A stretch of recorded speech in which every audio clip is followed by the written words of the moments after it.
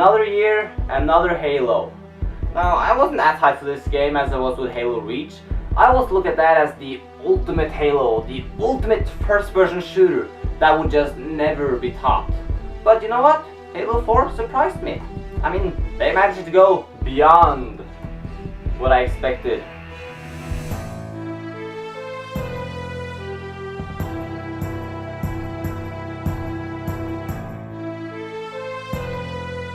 So yeah, I'm sorry for being such a fanboy, but I'm here today to tell you why you should spend your hard-earned money on yet another Halo game.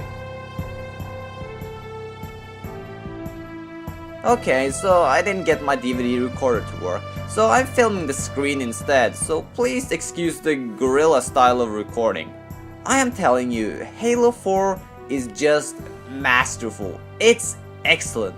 It's so good that I have to invent my own words in this review.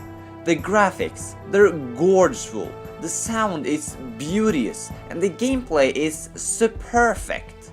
If you don't like fanboy rambling like this, then click away now. I'll have a hard time finding a single negative thing to say, but we will find something eventually. Let me start talking about the campaign. This is where the game has gotten the biggest lift. Halo has always been known as a multiplayer game, where the campaign is just a little bonus, but throughout the years, Bungie has managed to improve the campaign, and with Halo Reach, I really thought they hit a sweet spot.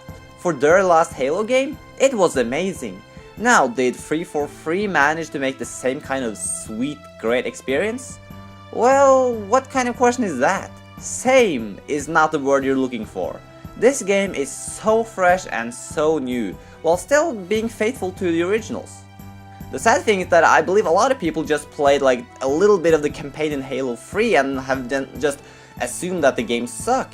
But the games have just improved so much in terms of the campaign. So, if you're one of those people who hated the Halo games before, please just try the new campaigns. The campaigns have just gotten better and better. They're not crappy like Halo 3. Even I have to admit, the Halo 3 campaign was a bit bad. But here, it's great.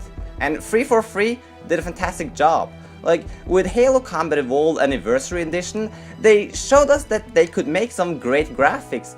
But with Halo 4, they showed us that they could take on the whole world without hesitating. I mean, they made a great campaign, a great story, and it was just incredibly original. I gotta say, I was really impressed, 343. First, just look at these cutscenes. Some of them are pre-rendered, but most of them are in real time. They are much more cinematic than ever before. The graphics and the gameplay sections are amazing. Halo has always had that distinctive and powerful look that no other next-gen games have. There are so many moments where you just have to stop and just gaze at the large and distant things in the environment. I just lost the count of all the time that I said, "Whoa, that is a big ball," or "Whoa, that is a big car," or "Whoa, it's a long drop down there." So why am I always wowing at this game? Well, it's simple. Halo 4 is art. It's perfection perfected. The game doesn't only look right, but it also feels right. When you start firing the weapons, they're so loud and powerful. You feel the weapons this time much more than you have ever done before. And there are also new weapons, of course. There is this whole new race of enemies called Prometheus, and they are these robotic kinds of creatures that are welcome additions to the Halo universe. And they brought a ginormous arsenal of alien weapons that all just feel so distinct and powerful. One thing everybody seems to be talking about these days when it comes to next-gen games are set pieces. Yeah! These little scripted events that seem to take you through a very specific gameplay experience. Now, the game has a few of these, like there's this part where you have to climb up this elevator, but for the most part, Halo 4 is a very open-ended experience. Each stage gives you some new cool thing, like a cool new toy that you can play around with. First of all, there's this Metal Gear Transformer-like mech you can control. Yes, Halo finally has mechs. We also have a stage where you fly a spaceship through this robotic Death Star thing. You make it to the core and you blow up the ship. Highly inspired by Star Wars, obviously. What surprised me is just how much fun it is. It's extremely easy to control the ship, and this whole segment could be its own game. But it's just a small part of this great package. Now, the biggest and the best toy in the whole game is right here. Behold the motherfucker. This thing is huge. It has so much to explore, so much people in it, and a badass cannon that you'll get to control. Kind of. Now, sure, you can't ride it yourself, but being on this thing while it's driving through the stage is beautiful. I am crying happy tears just looking at how wonderful it is. Eventually though, the car stops and you enter a battle.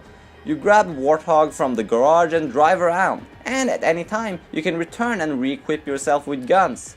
This stage was a fantastic addition, and you know, it could have been even better if they allowed you to control the motherfucker, or if the enemies would actually board the vehicle to fight you. But hey, it's still incredible. Now, moving on, is there anything I can say about the story of Halo 4? Well, all you really need to know is that Master Chief is back. There's also more focus on Cortana, and as I understood, she's having some sort of problems, I guess, but I didn't really get it entirely. With the new alien race, there's of course a new villain, and he is cold. Just listen to him. Time was your ally, human. But now it has abandoned you. Oh, that gives me chills. Too bad though, he only appears in 2 scenes. I hope he returns in future Halo games, because otherwise, he's a waste of space. In conclusion though, the campaign is the most breath-kicking, ass-taking experience I've had in a while. Now, what about the multiplayer? Well, there isn't too much to say here, so I'll be quick. Multiplayer has always been an important factor in Halo, and Halo 4 is no exception. I guarantee you will have hours of fun playing in the multiplayer. The maps are really gorgeous, and they're all made specifically for multiplayer, and not just ripped directly from the campaign. Now, I never really had any problems with reusing level design in multiplayer, but hey, it's their game. They make the decisions. There are also some new armor abilities like the shield, which I like a lot, and then there's this rocket boost thing. It's a little bit confusing because you can't really choose how long you want to boost, but it's still fine. As I've already mentioned, there are plenty of new guns and there are a few new modes, but not much has changed here.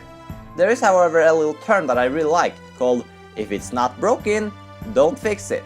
However, they did some changes to the flood mode, which used to be called infection, which used to be called zombies. This time the people playing as Flood actually look very much like zombies, or those trees from Lord of the Rings. Can't wait for Hobbit, by the way. So yeah, those little touches make the multiplayer feel fresh, although the major innovation here is the campaign.